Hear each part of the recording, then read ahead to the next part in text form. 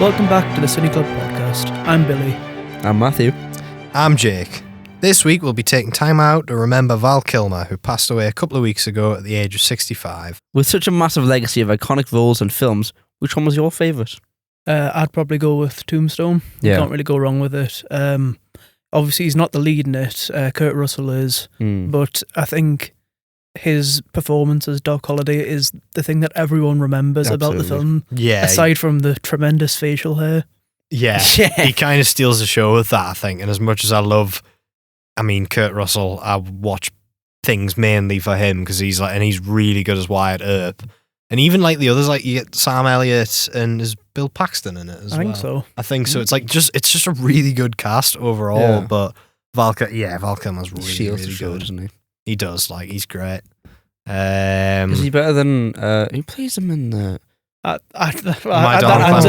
can't even remember who played him in My Darling Clementine. Yeah, I do think he is better though. he is better. He's better as good as he is in that film for what it is. I think it's an iconic character, and I think a lot of people think of Doc Holliday, and the image that pops into my head is Val Kilmer in that film. Definitely. Absolutely. I hadn't even seen it until this morning. Because I've been watching a couple of other Val Kilmer films, but I was like, oh, I'll watch Tombstone. Don't watch Tombstone at 8:30 in the morning. No, I don't recommend it. But that's like watching it for a lecture. It's like when we used to have our screenings. But no, I knew that he was in it, and I knew people loved him in it.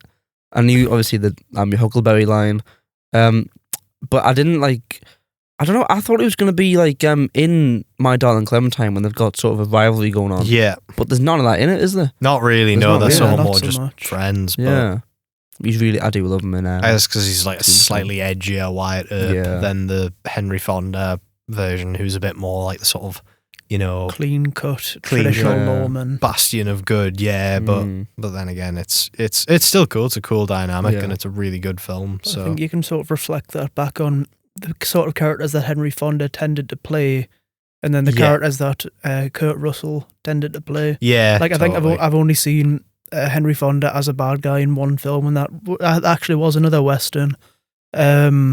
Once Upon a Time in the West. I was going to say, he's the antagonist in that, and it's really good to see as a change of pace because he's the president, he's Wyatt Earp, he's the good juror. It's now he's this awful, terrible human being. That's another. I think that's everyone knows it, but I don't think many people have seen that one. So, Once Upon a Time in the West. Yeah, it's worth a watch. Sergio Leone. Yeah, I was going to say. Everyone always thinks of the Dollars trilogy more, but that's well worth a watch. Yeah, I've heard it's really good. I think I talked about it with Steve at some point, and he was saying it was really good as well. So, I quite like him in. I watched the Doors film last night, and I don't know too much about the Doors, to be honest. But he looks spitting image of just Jim like Morrison. Jim Morrison. It's unbelievable. Really I don't know if does. he sounds. I don't know if he sounds like when he's singing. Was it not? Did they not Bohemian Rhapsody it? I don't think they did. I think they lip synced them, they, but I could be wrong. I'm not sure. I've been hoodwinked by Big Kilmer. It's great though, isn't it? When it's that convincing, you don't even notice. Yeah. But yeah, I agree wholeheartedly to the point where I thought a lot of the footage I saw from that film, I just thought it was actual Jim Morrison because it looks just like him, really. Yeah. So I was always, I don't know why, I don't know where this came from. I never knew much about Val Kilmer. I've seen him in Batman Forever, but I always thought people viewed him as one of those actors who can be good, but he's in some crap, so like Nicolas Cage. Yeah. I always thought people viewed him as that, and I don't know if they do. I know that's sort of my impression. He's more often than not, he's never the lead. He's always the supporting man. Yeah, and but every time he's in it, he steals the show. He's really, really good. It's a stupit thing, but the name Val Kilmer. Val Kilmer's a really, really cool name. Todd Kilmer. It just sounds class. It's probably not his real name. I'm not sure, I think I don't know. I've always generally he's one of them ones where I don't know if he was a particularly big. I don't think he's like. This is sort of the contrast to the Gene Hackman thing we're talking about. It's like where Gene Hackman was more like a proper actor. I think Val Kilmer more epitomizes the whole movie star thing. Definitely. He's got the sort of looks. He's got a cool voice. he's not a great actor, but he's got like enough of a, he's got like enough of a presence where he's like very memorable, which is like why I think he was really good in Batman. So I think he works well in that sense, in the way that he's got the. My dad always ranks Batman's based on the chin. He always says, have they got a good enough chin to be Batman? He says, no, Val Kilmer passes the chin test. He always has his mouth open in that film. Do you ever notice that? He's always got his mouth open as Batman. Gormless, doesn't he? He does look quite gormless in that film. But I feel like he's underrated as Batman as well, because he comes between the iconic Michael Keaton and the infamous George Clooney. So he always gets swept under the rug in the shuffle, really, which is a shame. If you told people to list live action Batman, he would probably be on the lower end. Like, is there any more? Oh yeah, Val Kilmer.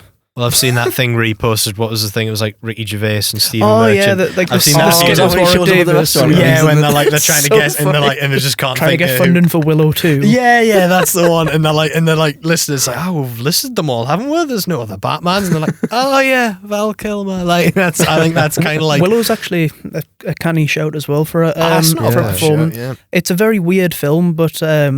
I didn't even know he was in it when I watched it. I watched it for Warwick Davis, and he shows up as like, I think he's called Bram Mordigan or something like that. I'm like, he's got like a mental ponytail and Bram Mordigan. Bram Mordigan? Yeah, he's got like sounds like a cereal. Long hair, a ponytail, braids, and he's like some sort of himbo warrior.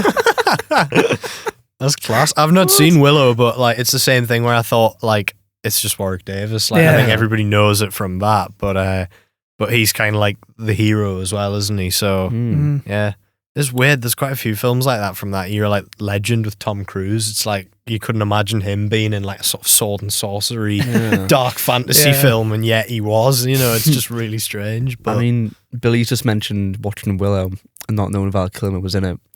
I watched a film the other night. It's called Masked and Anonymous. It wasn't good. And I didn't know Val Kilmer was in it. But there's a bit where the main character goes to like, he's near like a market, and there's a guy who he loves animals, played by Val Kilmer. He's got really long hair, beard. I couldn't tell it was him at first, but he's going like, oh, I love animals so much. I think they're the salt of the earth. There's like a 5-minute long monologue, and then he goes, all right, I'll see you later. Chops a chicken's head off. And that was one of the first like proper experiences I'd had with Val Kilmer. Now that I think about it, just watching him do a monologue. I was never really conscious of him as an actor.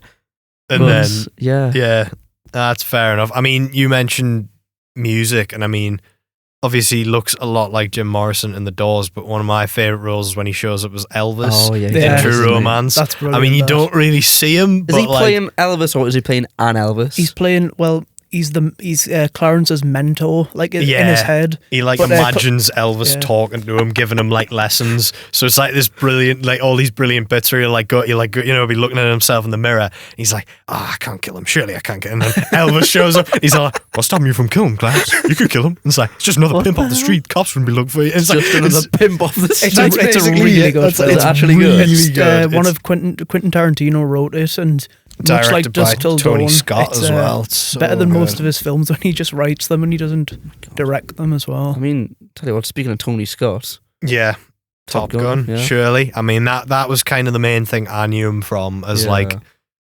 just the sort of big mean hunk in Top Gun and Iceman. I mean, once again, it's like such an iconic sort of character where he's like, I mean, it is weird, isn't it? Because he's a total dickhead, really. Like he's like the closest thing to a bad guy other than the Russian menace, I guess, in Top Gun, because he effectively kills Goose, and then he's like, "Oh, it's all right, I'll be your wingman now that you've proved yourself to us." And because he nearly gets killed at the end. It's like the whole thing where they action. I've only seen Maverick, so he is in that, but only a tiny bit. Very briefly. I want to see Maverick and.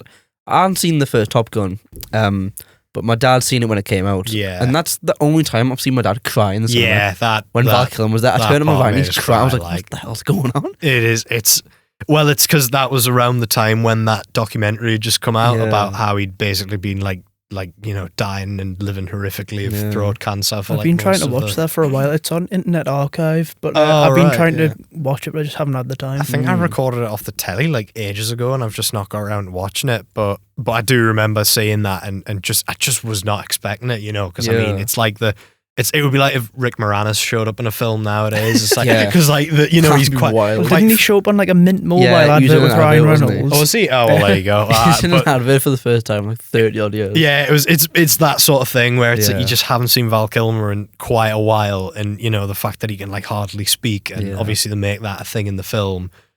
Where I mean, he's that's basically just him. It just felt like watching two friends reunite, and then it was so It is a so really good because cool it was scene. done quite tastefully. I think it could have been like it could have been Yeah. really awkward and really weird, but like I think it was quite a nice thing, and and I think that was probably the last time you really saw him Yeah. before he died. It's like quite a high octane film, but you take this step back and it's a mindful, heartfelt moment between two old friends. Because I don't know how much credibility it had, but I'm sure it was Tom Cruise who had to convince Val Kilmer to stick on with Top Gun because he wasn't keen on it. So they've obviously got that bond, and it's reflected in the characters in the film, and it was nice. It was nice to see.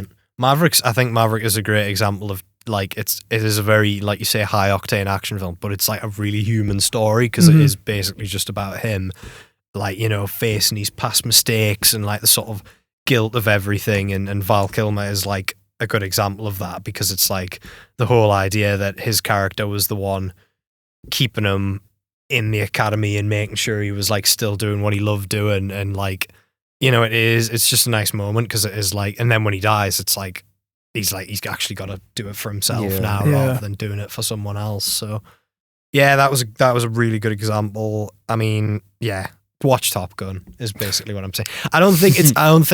I think it's a shame because it's like it's a bit like The Lost Boys, where because I watched it when I was quite young and was totally like captured by the 80s illusion with all the music and the jets and the like sort of like the colours and look at them go, and it's like, and all the music and everything. I think if you watch it now, it's not a lot of the appeal is just that it's quite surface level, but Val Kilmer's really good in it. Yeah. So Got a mad haircut, hasn't he? He's got a mad haircut, and it's not just. I mean, it is a good cast overall as well, because you forget like I think Tim Robbins is his like co-pilot in that, or one of them. He's one of the pilots, and Mike Lyonside, who's going to Liverpool, he's in it, and there's loads. Yeah, it's a great film. Out of context, that sounds like you're stalking Mike Lyonside. Lyonside. I'm going to find him. He's going to Liverpool at the moment, by the way. Mike Lyonside. see you at the party, Richter. It's like, what? That was referring to Liverpool Comic Con, by the way. Yeah, which we are attending. Brilliant. Are there any underrated performances you guys want to put out there that we haven't covered yet? Look, we've rattled quite a We few. haven't mentioned Heat. He's not the lead in Heat, but he is still quite good in it. His final moment in that film's like, it's like really good because the law's closing in on them. They've got Val Kilmer's wife and family, and they're basically being like, "Oh, you've got to give him up to her, otherwise you're going away as well." So like he's driving up to come pick them up, and she goes outside and she sort of gives them this covert signal, and he realizes that's the last time he's ever going to see them again. He's sort of he's absolutely gutted, but he's got to drive off without them. And then she goes back in and tells him that it wasn't him. Because like earlier in the film, there's a bit where he's like, he says something along the lines of, "The sun rises and sets on her for me, man." And I was like, "Oh my god!" that's when I knew it was like, it seemed like it was going to be a generic action film, but then it just drops poetry out of nowhere. It's, like it's really good. Really good. You got to give him credit though for being in between Al Pacino and Robert De Niro, and still standing out. Yeah, exactly. That's the thing, isn't it? It's like, I mean, playing third fiddle to those is like that's sort of royalty. Being able to hold his own is against all a testament to how good he was. Around Batman as well. You know, it just goes to show he never really lost that much credibility for that. I mean, you know. Well, that's another. We sort of mentioned it before. That I feel his Batman performance and the film itself, I would say, is a bit underrated. I know you're not that keen. I don't like the film. I think he's good as Batman. I'm just not a big fan of the film, but I do still really like him as Batman. I think he's got the look as well. He's a good Bruce Wayne as well. I think he balances the two of them like quite well. Which, you know, I think they just need to, now that it would be a good way to memorialise him if they just released the Schumacher cut. Yeah, because there was it exists and it's out there. I'm sure some people have seen it. I think Kevin Smith's one of the people who've seen it. That wouldn't surprise us. But they should just release it to the public and be done with it. Let the public decide. Yeah, finally. Because Bruce was meant to have much more in-depth character arc leading on from the Keaton films, where you'd be like, questioning his morality after he's killed all these people in the Keaton films. Yeah. Then that would tie in with what happens with Two-Face at the end, where Two-Face dies, and and then he sort of makes a point of it. I mean, I've just remembered Joel Schumacher's dead as well now, so there's got running out of people to fight for it to get released. They need to just do it. It's like Nicole Kidman's probably not going to make much of a stink about it. I don't know what Chris O'Dowd's getting up to nowadays. Chris O'Dowd? Not Chris O'Dowd, that's the IT guy. Chris O'Donnell, there you go. I always get them mixed up because I've got such... Batman, have you tried turning it off and on again? Wrong Chris, yeah. You knew what I meant. Chris O'Donnell. Chris O'Dowd doesn't care. I don't know what Chris O'Donnell's doing Riddler, nowadays. I'm not a window cleaner, Riddler! Threw me off. Sorry, but anyway, Batman Forever is good, and I have seen it. I promise. I'm not mixing it up with the IT crowd. Yeah, that's a canny one. Yeah, I would. Yeah, if they released the Joel Schumacher cut, I'm fully willing to give it a crack and see. Yeah, definitely. It's worth, it would. If it was one of these things that stuck out in the cinema, like how they did the Rocky director's the Rocky cut, versus Drago thing. That would be good. I'm more for the Joel Schumacher cut than what's it called, the David Ayer cut of Suicide. Don't release that. No one cares. That's not going to fix anything. That can't be salvaged. That film. No. Batman Forever can't. It's Batman got the Forever's building like blocks. it has the potential, and it's borderline where like I still quite like it how it is, but it's got potential to be a lot better. Yeah, but like definitely. Would it keep the Schumacher cut? Would it keep the boiling acid bit? Probably. Has to be done. I think that's iconic. That's what makes me like watch it, and I'm like, this film isn't real. Can I persuade you to take a sandwich? Drive-through. That's true. I think he deserves special credit for being able to deliver a line. He does that it is well, literally his introduction as the Batman character. Because he still is Batman. George says. Clooney is just George Clooney in a Batman costume. Pretty much. George Clooney's a decent Bruce, but he's not a very good Batman. Yeah, agreed. Because you would know immediately. If you're in Gotham and you see Batman and he's making jokes like that, you're going, I swear that's Bruce Wayne. But with like Val Kilmer's Batman, it's like, you get away with it, I think. How do you take your Nespresso, Batman? Shut up. It's like Batman respond in that accent. Yeah. Everyone's like, where's he from? Where's he from? I didn't know Ant was cast as the new Batman.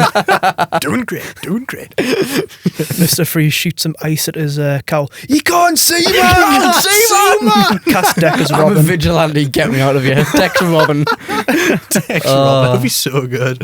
But yeah, going back round to Batman Forever, it's underrated in the sort of broader scope of the Batman films. Because like I say, it's dwarfed by the things that came before and came after. Mm-hmm. But like, it still has its own merits to stand alone. Everyone remembers it for Jim Carrey's Riddler, but I think Val Kilmer deserves a fair shot. Yeah. Oh, 100%, yeah. It's not like my least favourite. There's worse Batman films. Jim Carrey wins, like, he's the most remembered because he massively outshines Tommy Lee Jones, but like... It's just them having like who can be the most zany off. Yeah, basically, which I think... Yeah, that winds us up. Tommy Lee Jones is unbelievable in that film. He really is. I mean, you just like, it's just stupid. I wouldn't care if the recast Billy D. Williams and Tommy Lee Jones was really good. I was just about to say, I'll forever mourn losing Billy D. Williams. Exactly, the recast Two-Face. Billy D. Williams and replace him with somebody who does a much worse job, and it's like, why? Imagine Two-Face being as suave as Lando Calrissian. Yeah, Should be. I know. He's like the district attorney. He's been having like personality. He's just in the Batman movie. He's like, everyone's like, how? Who's this? He's just a maniac. I know, it's like stupid. He does have that fun bass though, where it's like his bass is like two halves. Yeah, so he's got to be facing the right way for it to work. It's like really stupid, but he's got like that like shot where it like pans out and it's like just the two different. He's got like two girlfriends as well for his two different personalities, doesn't he? It's like so stupid. Like I think that film sort of, along with Batman and Robin as well, I think it set the tone for Batman as much as the Keaton films did in terms of aesthetic. Because like if you go back to the Lego Batman games, the out there bases, all the neon colours and that, and that's mixed directly with the gothic influences from Burton. I think it creates like a perfect Gotham. 100%. I don't even dislike the sort of art direction of Batman Forever. I think it looks really cool. Like it's different, but I like the fact that it looks like a comic book. I think it looks more comic booky, and especially in that sort of time when you had like the really neon colours in the Killing Joke, like the first version of that. The colour scheme in Batman Forever just looks like that kind of style, and it's really good. I think we need to bring back Two-Face wearing colourful suits. I actually really like it. I think it's cool. I know, I do think, there's things I like about that version of Two-Face. Most of it I dislike, but I do quite like all of that. And I quite like Jim Carrey's Riddler as well. I still can't hack him. Can you not? I can't get over him. It depends how I'm feeling. Sometimes he's just a bit too out there. Yeah, I don't think he's the greatest Riddler. I still think Frank Gorshin's probably my favourite. Yeah, Frank Gorshin or the fella off Gotham. I like him. Oh, he was good. Yeah, he was really good actually. I forgot about him. They didn't have Two-Face in Gotham, did they? No, Harvey Dent was in like the first season or two, but then he just disappeared, and then Two-Face was never in it. Yeah. That's about right. But it's bizarre, most of the stuff with Gotham, because obviously Bruce is a teenager, but like Harvey's in it and he's like a fully grown man. So like half of Batman's villains are going to be pensioners. They're all ancient. Yeah, it was good. I quite liked that show. But, I liked it. Yeah, it was cool. Yeah, getting back on topic. Is there anything else anyone wants to give a shout to before we wrap up? Not too sure. He had an interesting batsuit, didn't he? Does Val Kilmer's batsuit have the... It did have the nipples. The nipples, yeah. I don't think it did on the Sonar suit at the end, but it definitely did on the Panther suit at the beginning. Yeah. That was because like everybody remembers it from Batman and Robin. That was the first one where they did all the shots of him suiting up, and you get like the bat ass. So like, Joel, do we need to get this close to his arse? Yes. Further. It is. It's weird, but I think it's a good film. And I think Val Kilmer is really good as Batman. He balances it quite well. And I like the fact it sort of has almost the same tone as the 60s show. And like Adam West, he plays it very straight and kind of gets away with it. So yeah, that's a good point. Like completely zany world, and he plays it so straight. And he plays it really straight. I think if he was going along with it, like in the way Tommy Lee Jones does, that would have completely ruined the whole thing. Yeah. But he plays it straight and it works, I think, in his favour. And they even have that little line where he's like, holy floors, Batman. And he's like, what? And he's like, the floor, it's full of holes. And he's like, oh, right. I think that's genuinely like my favourite line in the whole film. It's so good. But yeah, it's great. Yeah, I think that wraps us up nicely. Rest in peace to Val Kilmer. You might not have always been the lead in the films, but you were always the standout. As this episode's gone to show. To you guys listening at home, what's your favourite Val Kilmer movie or your favourite performance? They might not just be the same. You can contact us at the.cineclub.podcast@sparksunderland.com. Or you can contact us at the.cineclub.podcast_spark on Instagram, another way to keep up to date with all the latest Cine Club developments. We're also on TikTok. Check us out at the.cineclub.podcast. As always, this episode was recorded and produced by us, the Sunderland University students, as well as being edited by Emily Main. Special thanks goes out to Steve Cannon, Barbara Sadler, and Richard Berry. A reminder that our 3 Cowboys, Cape Crusaders, and Kings of Rock and Roll this week have consisted of me, Matthew, me, Jake, and me, Billy. This has been a Cine Club production for Spark. Thanks for listening.